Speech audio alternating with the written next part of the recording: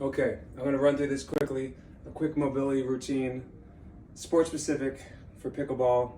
Bear in mind that I have a lot of injuries, past injuries from Brazilian Jiu-Jitsu, Muay Thai, kickboxing, MMA.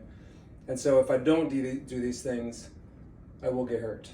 But overall, they're great for everybody. The first thing I do is just some simple arm circles, because obviously the rotation our right shoulder, if we're right-handed, is making is doing this. So as I'm doing this, instead of just thinking about swinging my arms, I'm really thinking about rotating the shoulders as well. Forwards and backwards, about 30 seconds. And then I do a move that looks, if you know what Indian clubs are, it's a movement that comes from that. I'll do it first and then I'll break it down. Slow motion, I'm bringing my hands together like a prayer position almost, turning them out, and you'll have to watch this back to actually get it. But what this is doing is it's really warming up the whole shoulder girdle. Boom. Another, again, just like about 30 seconds. And I do this little walk like an Egyptian technique where I'm just twisting. I'm really, again, focusing on rotating the entire shoulder over, back and forth. The arms don't have to be perfectly straight. But different parts of the rotator cuff will warm me up. At this point, we're getting at the point where we can do the wall stretch. We really want to get the pec minor and some other muscles that even go under the armpit that attach to the shoulder and the just overall everything we need to work on. Try not to have I have an anterior pelvic tilt, which means my low back overextends. I have to force it in. If you do that too, make sure you force it in just by squeezing your butt cheeks. So once we have the elbow rested on a door frame, we just simply turn to the left. And I'm also sinking down slightly, and I'll start to feel it right here. So this is pec minor. If you could, obviously, if you think about us doing a overhand smash in the middle of the game, we want these pecs to be loose, because typically people have forward rounded shoulders, even if we don't know it. So for example, our posture's not always perfect, and you can tell that by whether or not your thumbs at rest, if they point forward, that means you have good posture in terms of your shoulders. If they're slumped forward at all, they'll turn in. It's kind of just an interesting gauge. So I'll do that for both arms, and then I'll go into a lat stretch. I'll do that. Let's see, I'll do it right here at the moment. So I'm gonna put my elbow, and the reason the lats are super important is most people, we start to raise our arm, and people get to about here and often get stuck. They can't reach back any farther. For pickleball, we obviously want to go back as far as we can without restriction. And the lats are such a big muscle, we got to get them stretched out. And the way we do that, and the way we get all the attachment points as well in the lats, put my elbow up, I bring my foot, same side foot, my right foot will go back. And it looks like it's almost like a full body side stretch. So I get the lats here, getting the full stretch down here, even the QLs. And now if that's comfortable enough, I'm gonna start to turn forward with my left shoulder to get the lats even more, and I can sink even more into it if I want. So again, 30 seconds or so, 30 seconds to a minute, even better, both sides. Then, again, it's a lot of the postural muscles that we need to have strong. A lot of us are strong enough in the pecs and the anterior delts and things like that. It's where we need to be strong is in the pulling muscles, so to speak. So right now I just have a little makeshift pull-up bar, you'd be hanging from anything. We're not doing pull-ups. We're gonna put our feet in front and to keep an anterior pelvic tilt so our butt's not out like that. But just hanging out like this is gonna stretch out my low back, which is a nice treat. It gives me traction. But while I'm doing that, I'm not gonna pull my head up so high with my arms, just enough. So at this point, I actually have traction on the low back and my neck. And I'll look to the sides, left and right. Again, I have neck injuries, And at that point I can look farther left and right. And while I'm here, then I'll bust out some reps of just some scap pull-ups here. Boom. So my arms are never bending. I'm just getting the scapula and the muscles around it, more lats, rhomboids, and all that stuff, lower traps engaged and involved and warmed up. Wait, follow me in here, please. Excuse the mess. This is like a junk room where we've thrown everything in it at the moment. If you have a foam roller or something like it, a lot of our, when we're doing an overhead slam or anything that involves our arm going back, a lot of times our thoracic spine is involved. And to avoid injury or to have enough mobility in that, I'll go into the foam roller. I'll get to a point. Let me put this kettlebell behind me. The kettlebell is not necessary, but it's a nice feature. First thing we want to do is we could just do some rolls right here.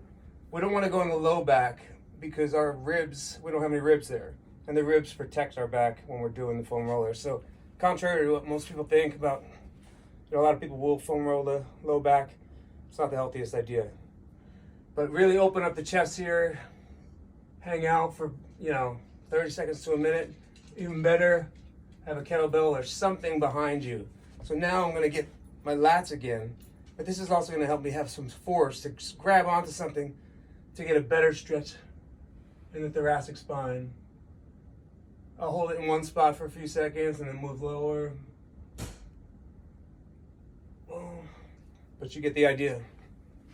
If I had something tight that day, like calves, a lot of times our knee injuries, it could be tight hamstring, tight calf, tight quads. The foam roller is great.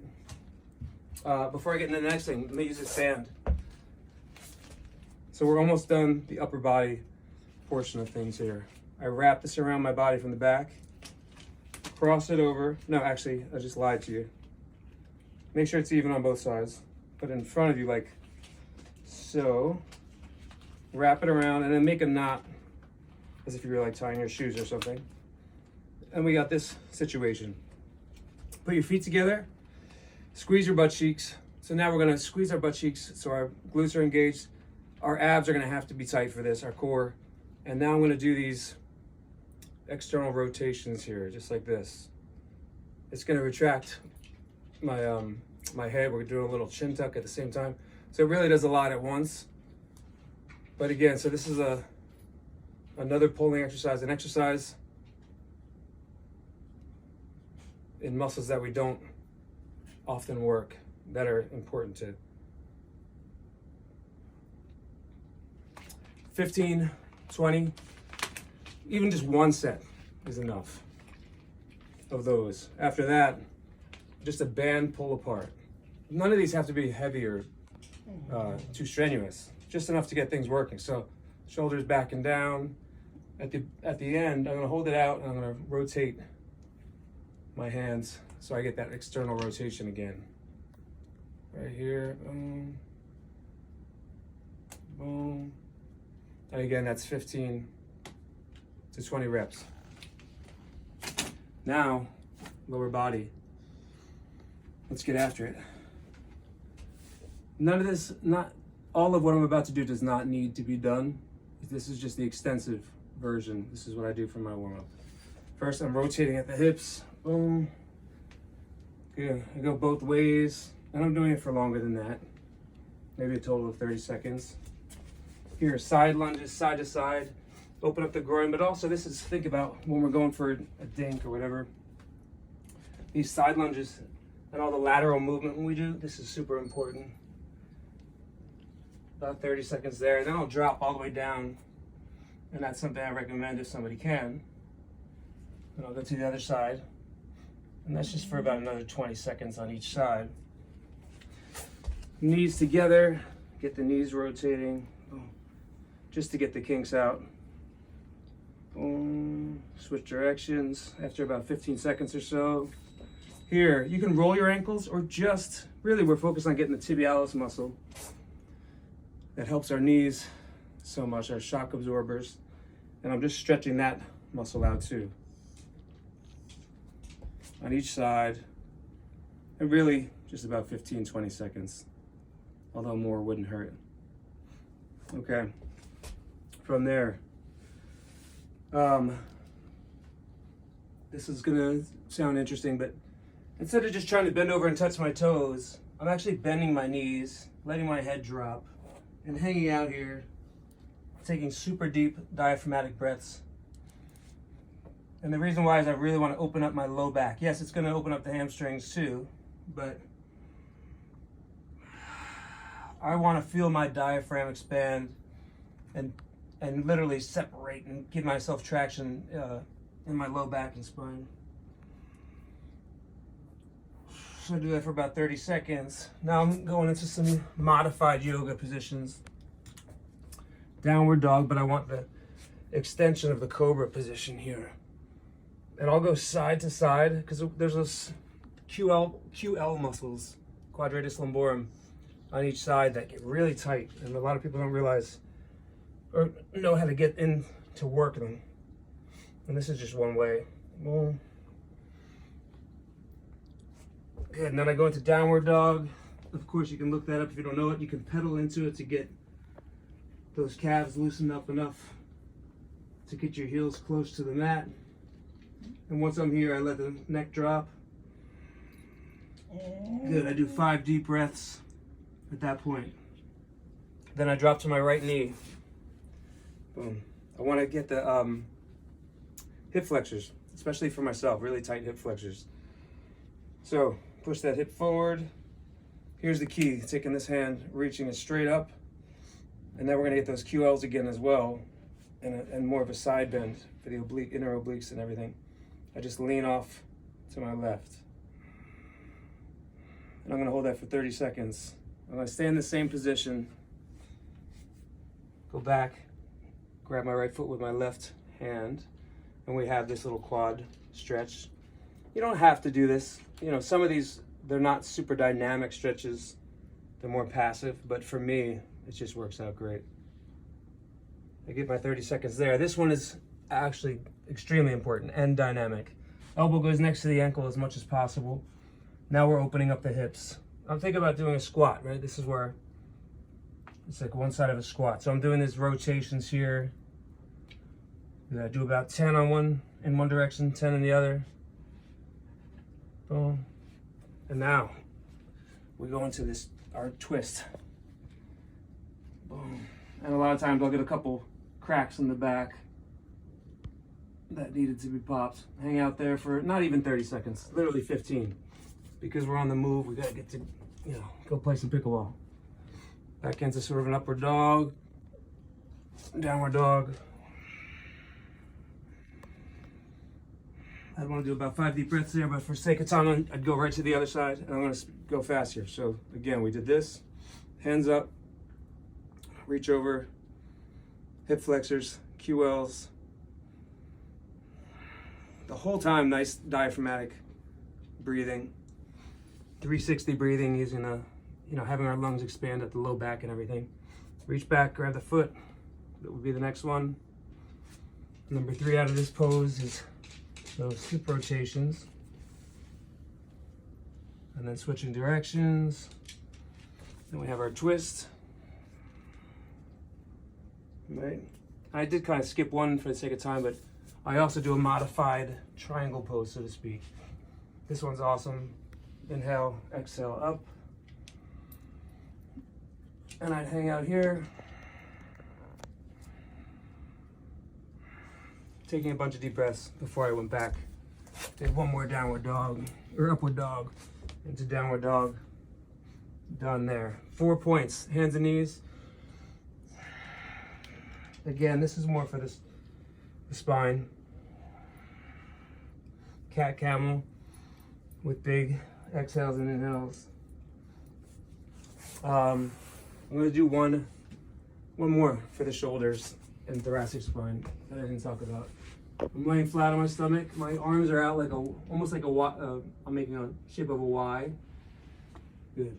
I come here. I'm doing a thoracic spine twist, but I'm also getting this stretch under my armpit and in my shoulders that is really important and really beneficial here.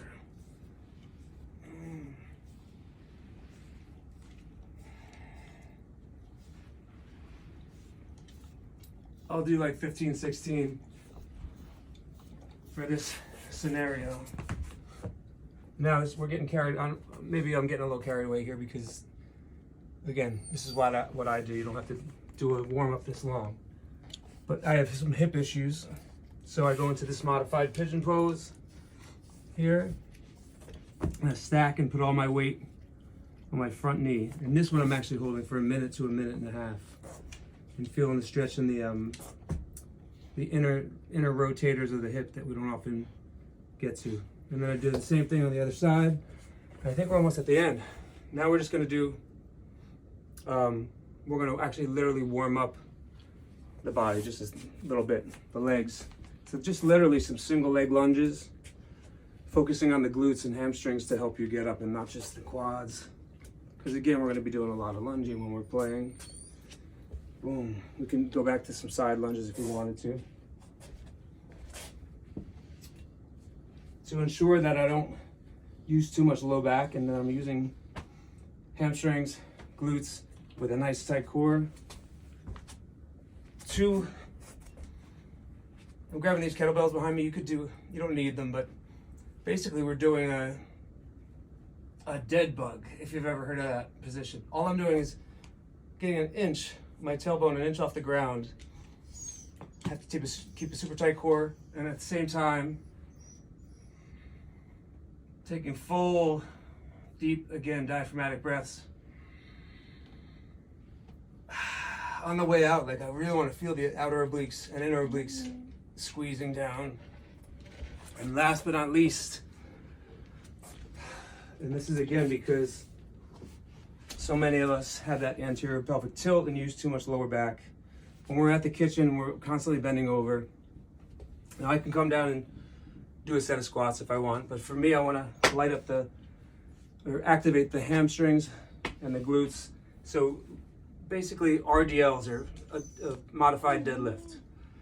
Inhale. As I do this, I want to think about pushing off the floor with my feet and using my glutes and hamstrings. So I'm going to go down until I feel tension in my hamstrings. And then I'm going to come up. So I'm almost pausing with each rep.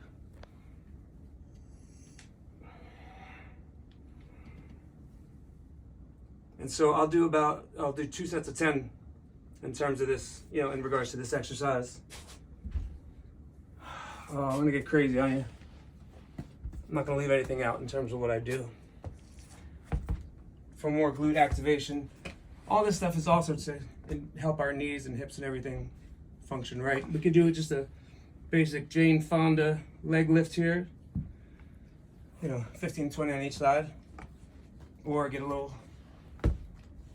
be a little more interesting, and this exercise is super good for not only the glutes, but the internal rotators and external rotators. So I'm here, inhale on the way down. As I exhale, I'm pushing down with my knee and squeezing with my obliques right here. And just remember that some of these exercises I'm adding in because they're more specific to my needs. They just happen to be also great for everybody else at the same time. And I'm doing, 2 sets of 10. Some mornings just 1 set on each side, just to get that activation going in my body. So my body's organized for the start of the pickleball day. What do you think, Reagan? Is that everything? Good enough? Reagan?